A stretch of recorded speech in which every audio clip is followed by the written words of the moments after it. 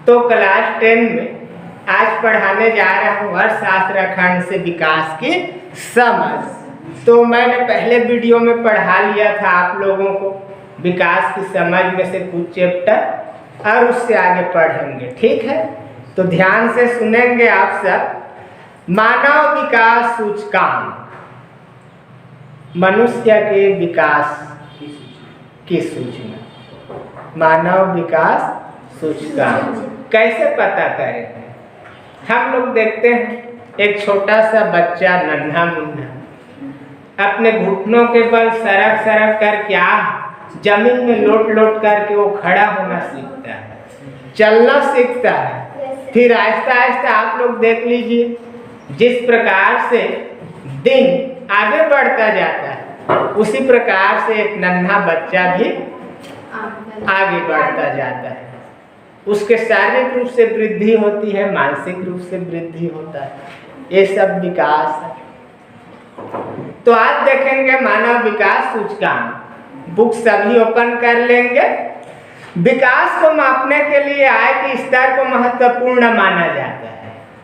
जब तक इनकम को नहीं नापा जाएगा तब तक विकास को नहीं नापा जा सकता। आय से आशय क्या है? आमदनी।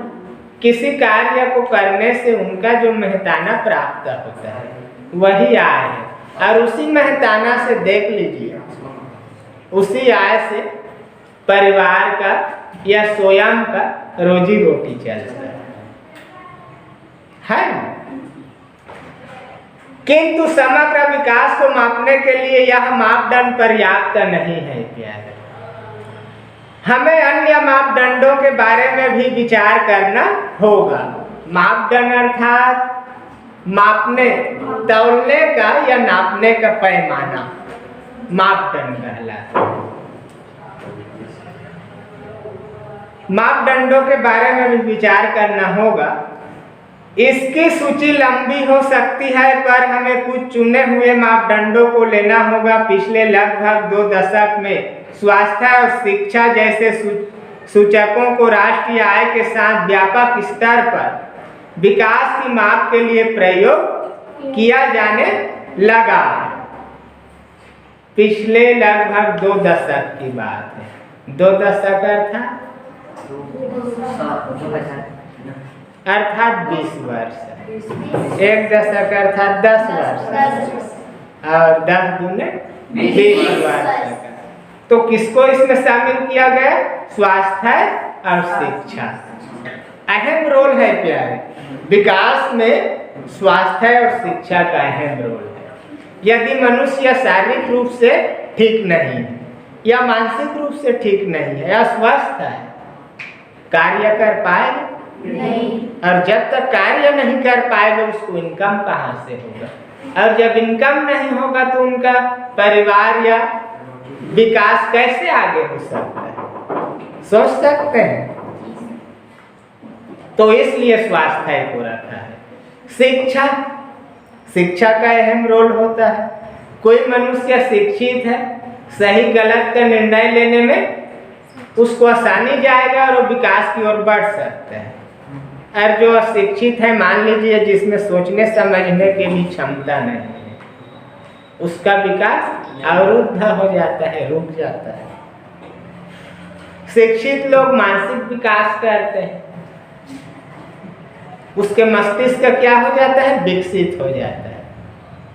और जिस प्रकार से उसके मस्तिष्क विकसित होता है उसी प्रकार से वे अपने कार्य को करते हैं और उसको दूसरा देखकर करने लगता है, फिर तीसरा, पीढ़ी दर पीढ़ी, और आगे बढ़ता जाता है।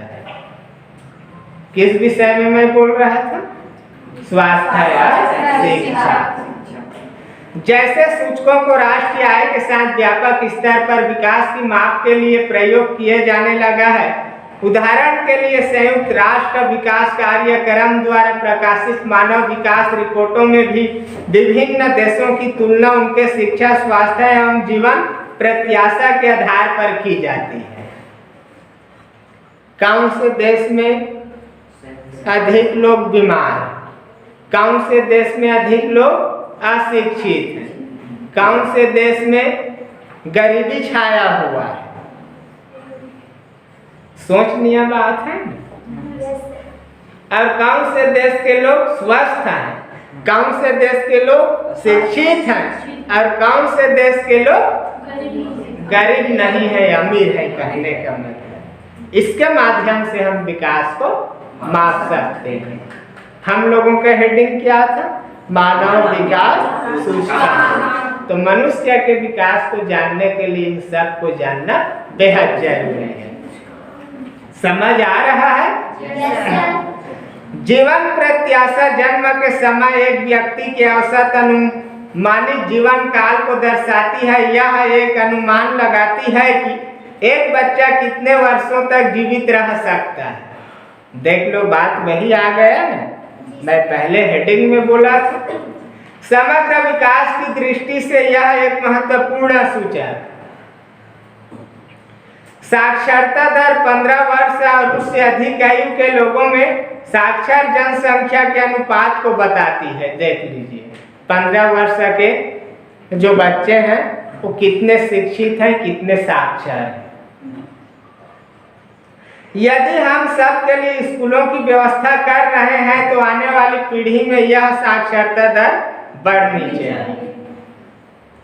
ऐसा तो नहीं होगा कि कोई बुजुर्ग अपने बच्चे को स्कूल नहीं जाने देगा। ऐसे हो सकते हैं। यदि ऐसा हुआ तो क्या है? विकास के मार्ग में बाधा है, विकास को अवरुद्ध कर रहा है। जिस प्रकार से हम सब देख रहे हैं, अभी आप लोग भी देख रहे हैं, सरकार ने शिक्षा के लिए उचित व्यवस्था किया था। अब देख लो, देश या पूरे विश्व में वैश्विक महामारी का प्रकोप छा चुका है। तो सरकार शिक्षा के माध्यम को थोड़ा चेंज करके इंटरनेट को जोड़ दिया।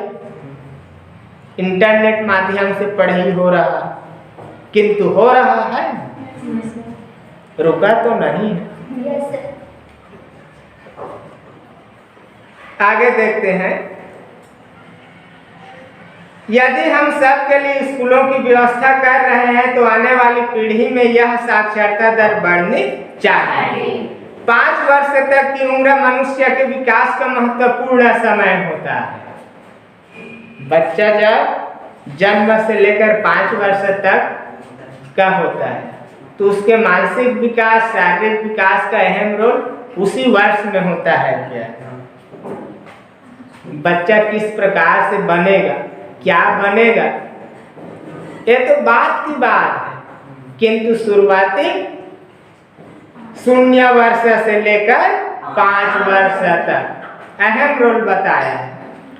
यदि इस अवधि में बच्चा कुपोषित होता है तो उसका प्रभाव जीवन भर पढ़ने की संभावना बनी रहती है।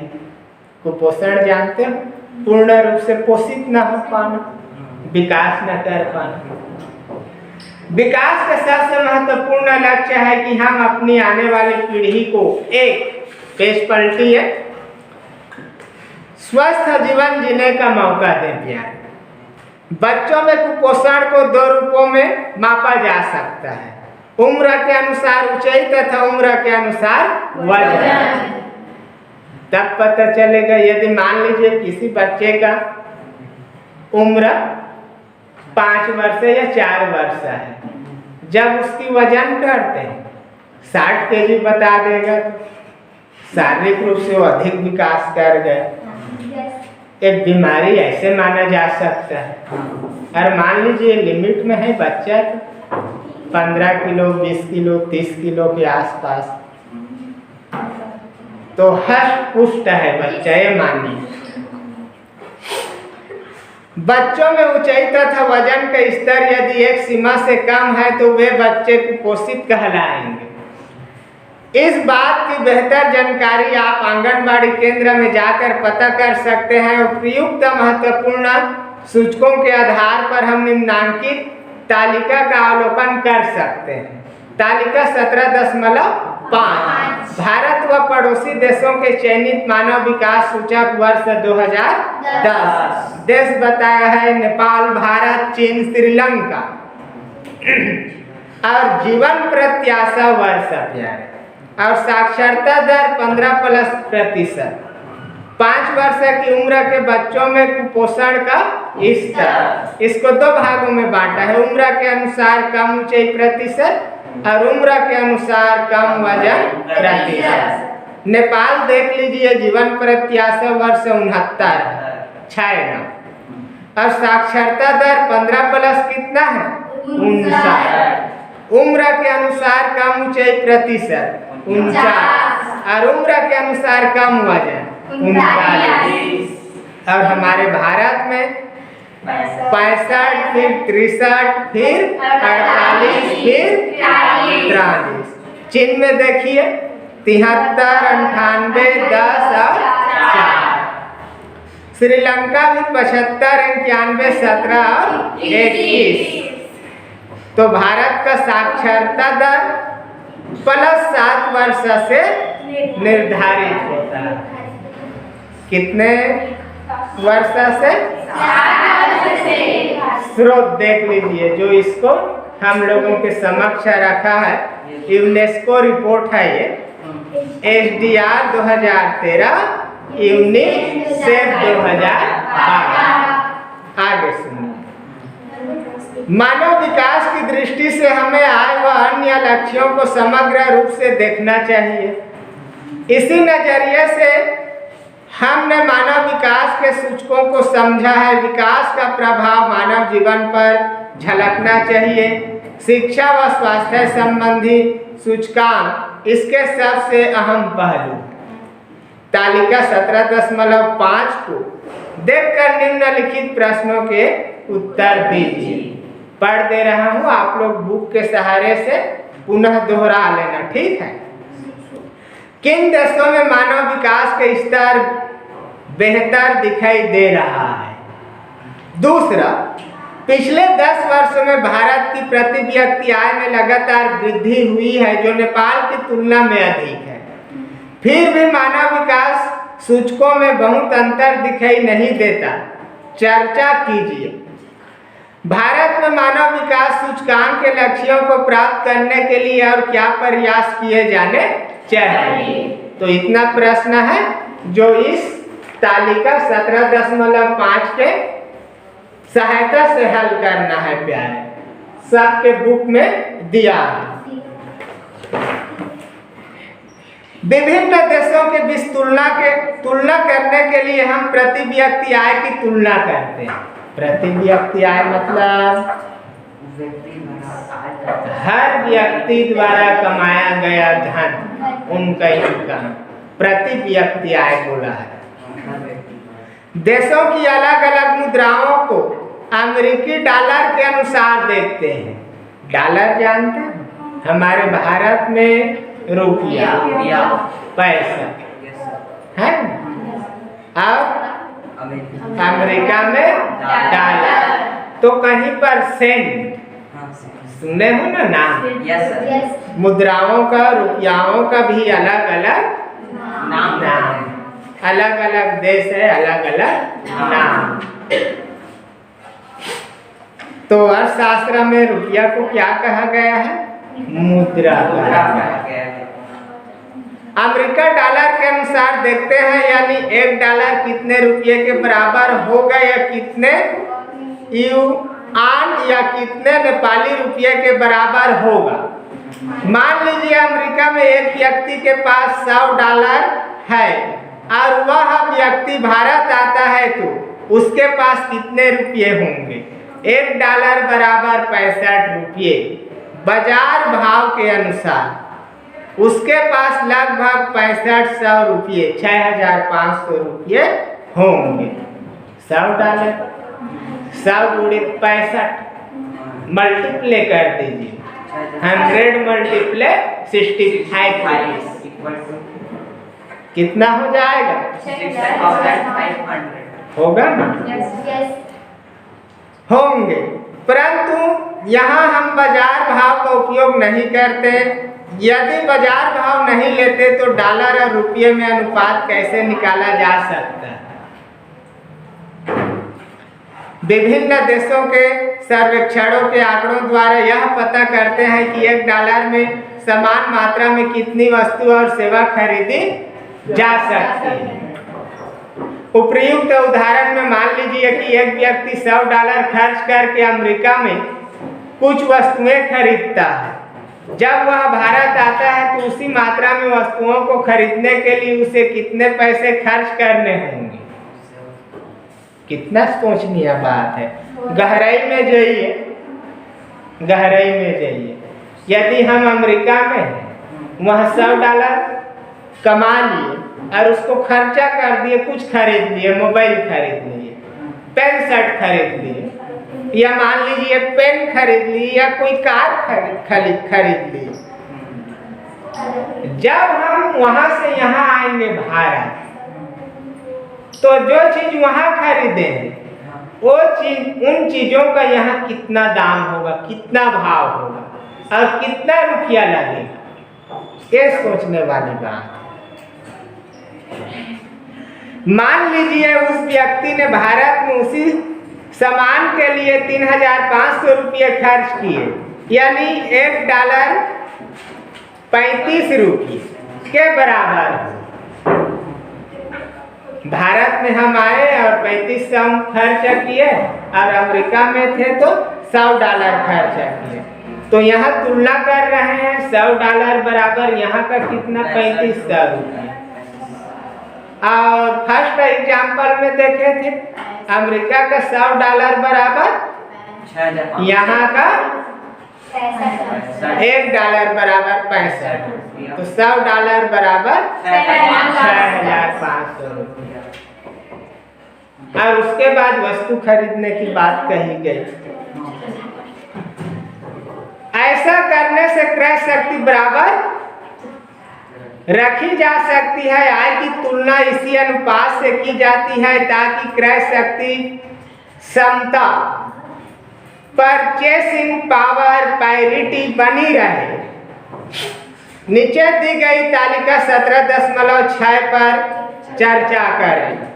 देश भारत, प्रति व्यक्ति अमेरिका डॉलर में देख लो 5,497, नेपाल में 2,311, श्रीलंका में 9,789 और चीन में 12,545। प्रश्न है, बुक में दिया है, क्रय शक्ति क्षमता के आधार पर तुलना बेहतर क्यों है? इस तालिका को देखते हुए भारत और चीन की तुलना कीजिए।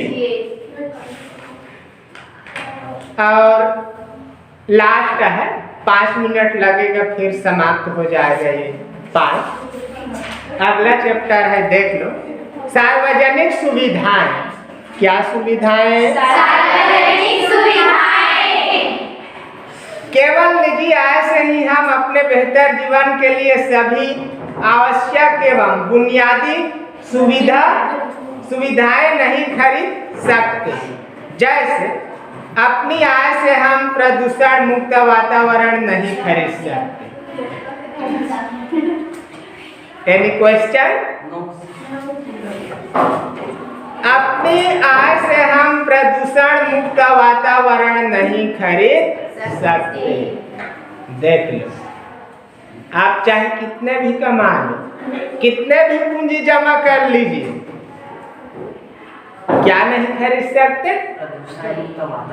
प्रदूषण मुक्त वातावरण नहीं खरीद सकते।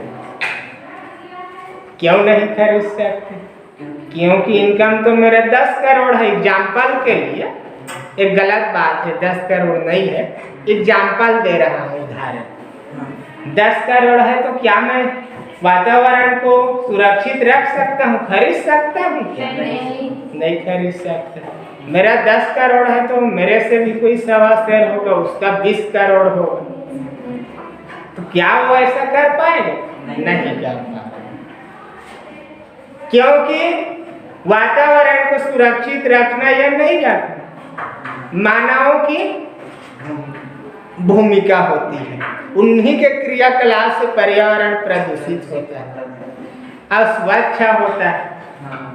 अभी देख रहे हैं क्या चल रहा है?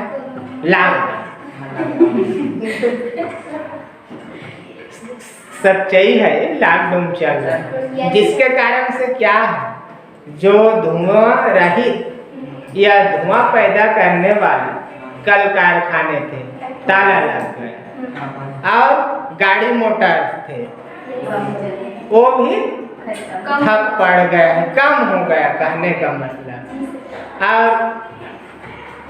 कल कारखाने से, चिमनियों से जो धुआं और वहां से जो अपशिष्ट धुएं छोड़े जाते हैं, उसमें थोड़ा कमी देखने को मिल रहा है, क्योंकि कल कारखाने अभी ठप पड़ चुका है कई इलाकों का।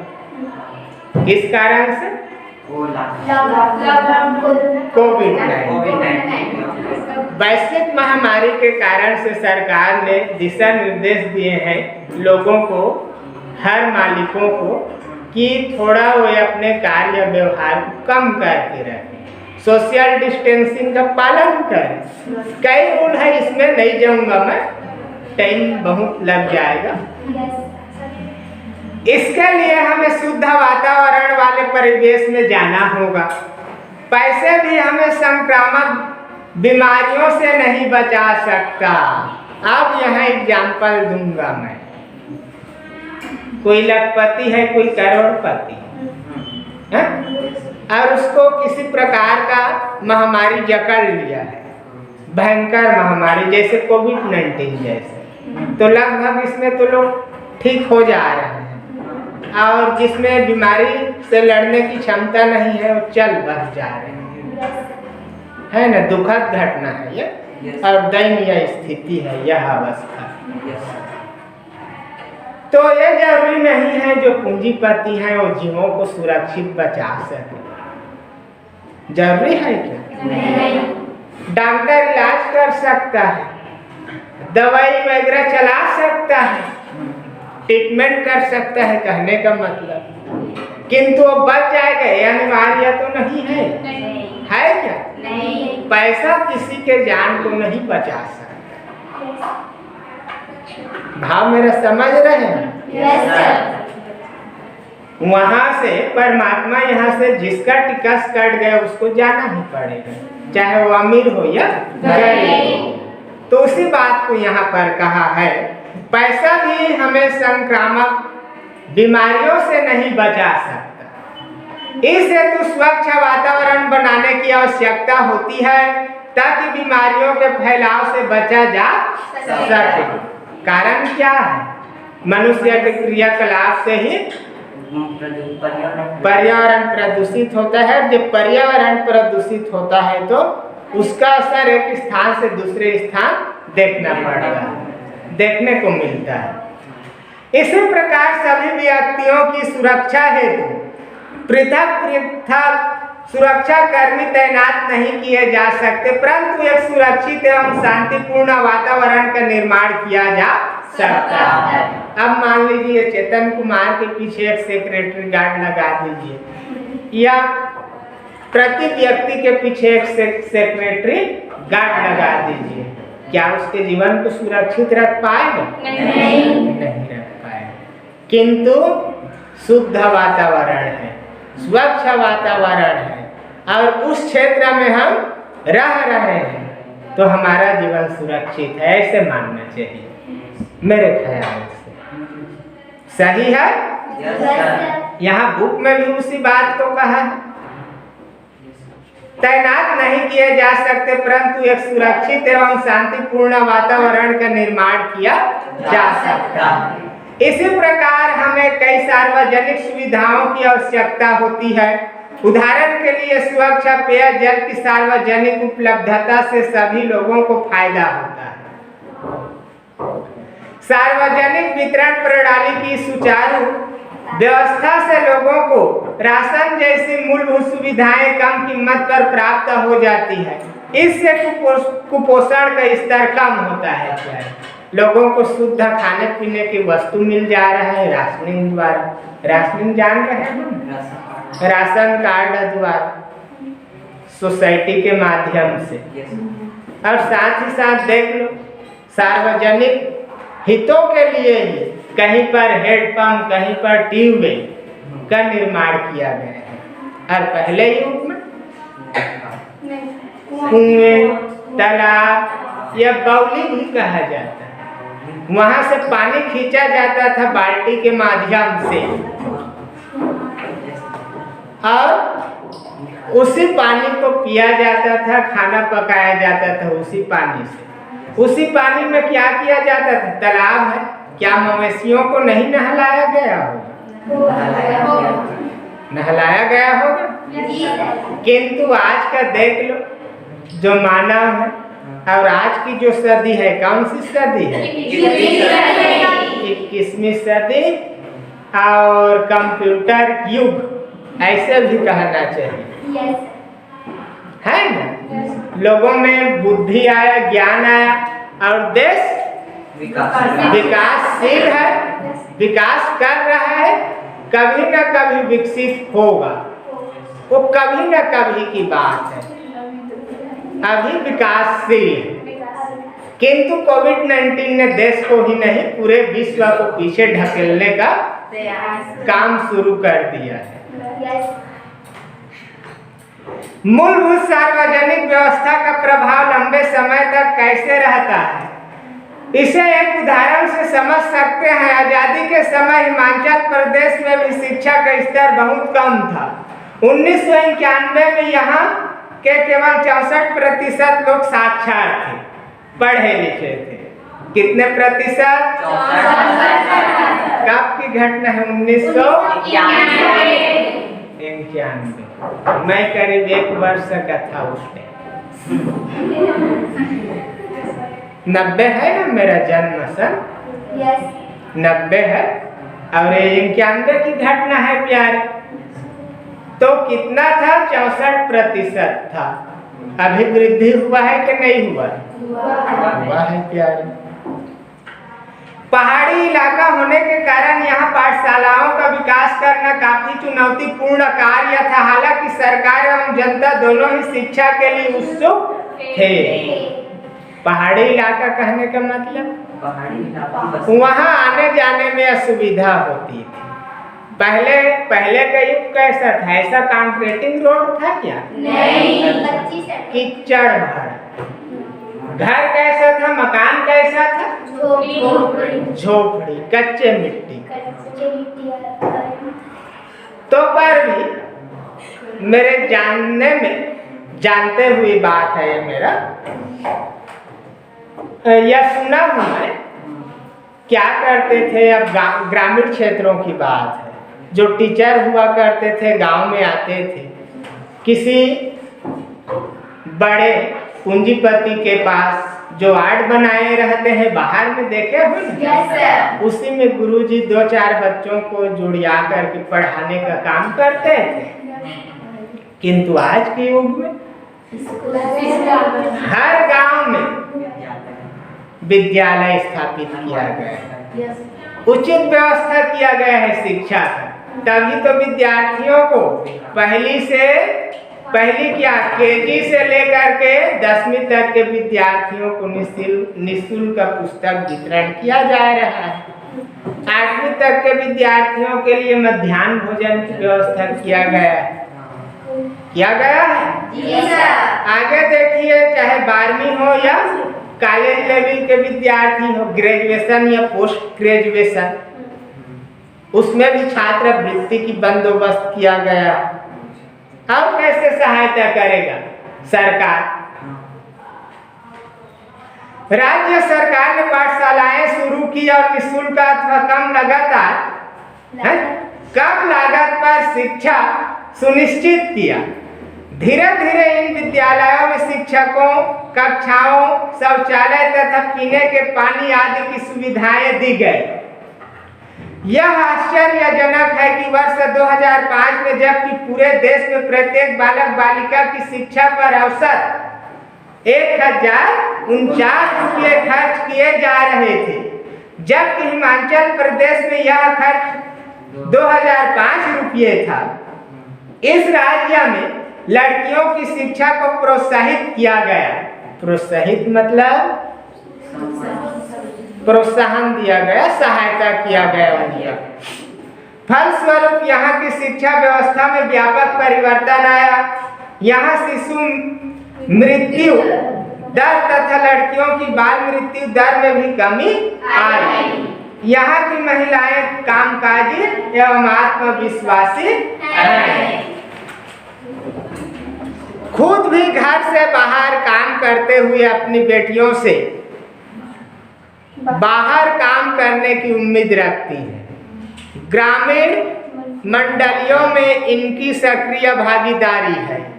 इस प्रकार शिक्षा ने इस प्रदेश में काफी बदलाव ला दिया है। 2011 की जनगणना के अनुसार साक्षरता दर 83.98%। अब इस राज्य का मानव विकास सूचकांक अन्य राज्यों से काफी बेहतर है। स्टार्टिंग में कितना बताया? 64%। और इधर 83.98%, अर्थात 2 पॉइंट कम 84%। बहुत वृद्धि हुआ ना। और आज देख लो, बालिकाओं को हर क्षेत्र में क्या मिल गया है? छूट मिल गया है। पहले क्या होता था? हम अपने बच्चियों को नहीं पढ़ने नहीं जाने देंगे, विद्यालय नहीं भेजेंगे, ऐसा विचार था। किंतु लोग शिक्षित होते गए, बालिकाओं को भी शिक्षा में शामिल किया गया और अनेक प्रकार की छूट दी गई। वो भी क्या है, समाज में जा कर के अपना कार्य कर सकती हैं, चाहे वो चिकित्सा के क्षेत्र में हो या शिक्षा के क्षेत्र में हो या किसी भी क्षेत्र में। ठीक है, इसकी एक झलक नीचे दी गई तालिका 17.7 में देख सकते हैं। हिमाचल प्रदेश में 5 वर्ष से अधिक स्कूली शिक्षा पाने वाले छात्र छात्राएं 1993% में और 2006% में, छात्राएं 39% और 2006 में जी 21% बढ़ोतरी देखने को मिला। रियल बात है ना। छात्र ये बालक है, बालक, और छात्राएं बालिका। देखिए 57% 1993 में और 2006 के आते तक 4 लेना और बचे हैं, सुन लो फिर। इस प्रकार हमने इस अध्याय में विकास की अवधारणा को जानने का प्रयास किया। विकास के मापन हेतु हमारे पास कई मापदंड मौजूद है। इन मापदंडों के आधार पर मानव विकास संकेतकों में हुई प्रगति का जब हम अनुमान लगाते हैं तब विकास का वास्तविक अर्थ समझ में आता है। आय, साक्षरता दर, जीवन प्रत्याशा तथा समाज में पोषण का स्तर जैसे मानकों की कसौटी पर खरा उतरने वाला विकसित समाज की श्रेणी में रखा जाता है। तो यहाँ पर विकास की समझ भी कंप्लीट हो गया। और जो